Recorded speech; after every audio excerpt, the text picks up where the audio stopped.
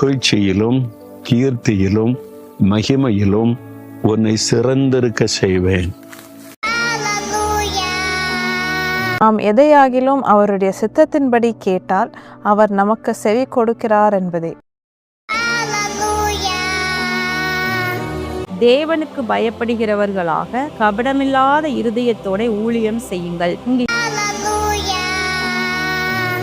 தேவனால் எங்களுக்கு அருளப்படுகிற ஆறுதலினாலே எந்த உபத்திரவமாகிலும் அகப்படுகிறவர்களுக்கு நாங்கள் ஆறுதல் செய்ய திராணி உள்ளவர்களாகும்படி எங்களுக்கு வரும் சகல உபத்திரவங்களிலும் அவரே எங்களுக்கு ஆறுதல் செய்கிறவர்.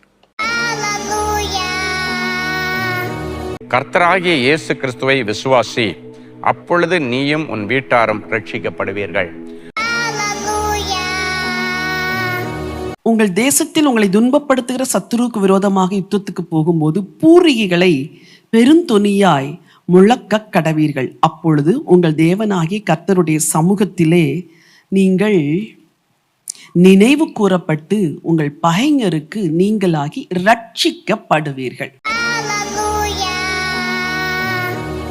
அவர்கள் அதை கேட்டு ஒருமனப்பட்டு தேவனை நோக்கி சத்தமிட்டு, கர்த்தாவே, நீர் வானத்தையும் பூமியையும் சமுத்திரத்தையும் அவைகளில் உள்ள யாவற்றையும் உண்டாக்கின தேவனாய் இருக்கிறேன்.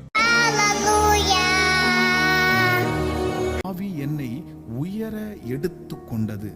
நான் என் ஆவியின் உக்கிரத்திலே மனம் கசந்து போனேன். ஆனாலும் கர்த்தருடைய கரம் என் மேல் பலமாக இருந்தது.